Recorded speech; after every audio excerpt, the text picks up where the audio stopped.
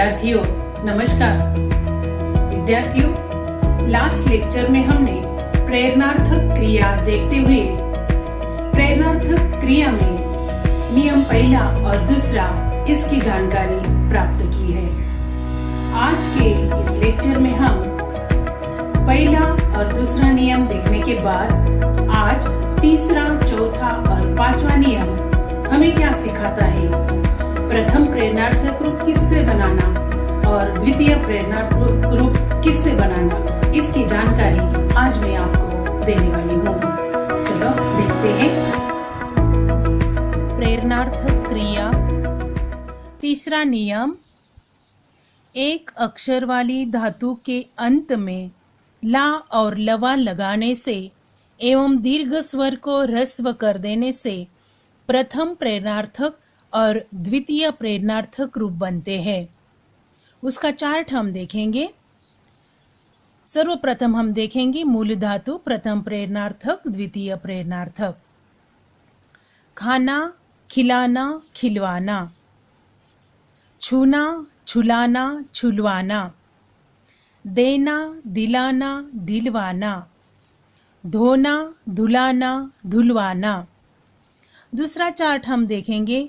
मूल धातु, प्रथम प्रेरणार्थक, द्वितीय प्रेरणार्थक। पीना, पिलाना, पिलवाना। सीना, सिलाना, सिलवाना। सोना, सुलाना, सुलवाना। जीना, जिलाना, जिलवाना। तो तीसरे नियम में हमें बताया गया है कि ला और लवा लगाने से अथवा दीर्घ स्वर को ह्रस्व कर देने से प्रथम प्रेरणार्थक रूप और द्वितीय प्रेरणार्थक रूप हमें प्राप्त होता है या रूप बनता है। तो यह चार्ट मैंने आपको पढ़कर सुनाया। मूल धातु जो है बिग लेटर में दिया गया है और उसका प्रथम और द्वितीय रूप भी मैंने आपको पढ़कर समझाया है। अब हम चौथा रूप देखेंगे। चौथा नियम है, कुछ धातुओं के प्रथम प्रेरणार्थक रूप ला अथवा आ लगाने से बनते हैं, परंतु द्वितीय प्रेरणार्थक में वा लगाया जाता है। यानी प्रथम प्रेरणार्थक में ला अथवा आ लगाने से भी यह प्रथम प्रेरणार्थक रूप बनता है, लेकिन द्वितीय प्रेरणार्थक में सिर्फ वा लगाया जाता है। उसका चार्ट हम देखेंगे। मूल धातु दिखना, प्रथम प्रेरणार्थक दिखाना या दिखलाना और द्वितीय प्रेरणार्थक दिखवाना। दूसरा है कहना, कहाना, कहलाना, कहवाना। मूल धातु सीखना, प्रथम प्रेरणार्थक सिखाना, सिखलाना, द्वितीय प्रेरणार्थक सिखवाना। मूल धातु सुखना, प्रथम प्रेरणार्थक सुखाना, सुखलाना, द्वितीय प्रेरणार्थक सुखवाना। मूल धातु बैठना, प्रथम प्रेरणार्थक बिठाना, बैठाना और द्वितीय प्रेरणार्थक बैठवाना। यानी प्रथम प्रेरणार्थक दो रूप से हम चौथे नियम से लिख सकते हैं, लेकिन द्वितीय प्रेरणार्थक रूप वा लगाया जाता है। यह हमें इस चौथे नियम में ध्यान में रखना पड़ता है। यानी कुछ उदाहरण यहाँ दिए हैं, जैसे कि मूल धातु में पढ़कर सुनाती हूँ। दिखना, कहना, सीखना, सुखना, बैठना, इन्हें ला अथवा आ लगाने से प्रथम प्रेरणार्थक बनता है और वा लगाने से द्वितीय प्रेरणार्थक बनता है। अब हम पांचवा नियम देखेंगे। विद्यार्थियों, कुछ धातुओं से बने हुए दोनों प्रेरणार्थक रूप समानार्थी होते हैं। उदाहरण, काटना, कटाना अथवा कटवाना। खुलना, खुलाना अथवा खुलवाना। गढ़ना, गढ़ाना अथवा गढ़वाना। देना, दिलाना अथवा दिलवाना। बांधना, बंधाना अथवा बंधवाना। रखना, रखाना अथवा रखवाना।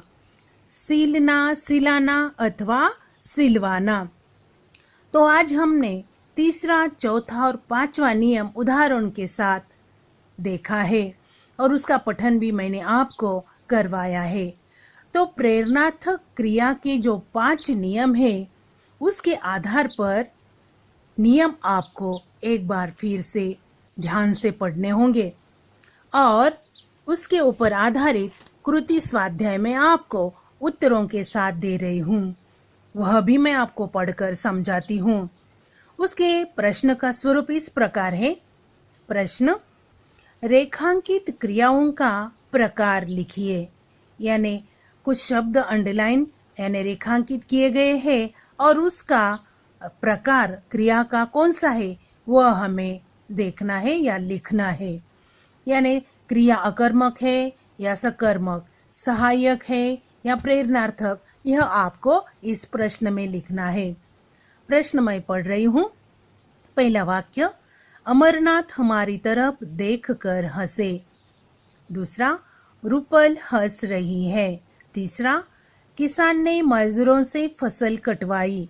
चौथा, किस्मत अनेक रंग दिखाती है। पांचवा, तुम बाजार जाकर सब्जी लाओ।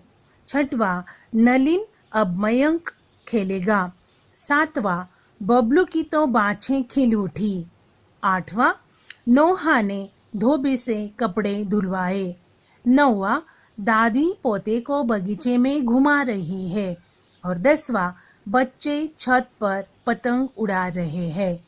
तो विद्यार्थियों, इन 10 वाक्यों में कुछ शब्द रेखांकित किए गए हैं। उस क्रिया का प्रकार आपको लिखना है।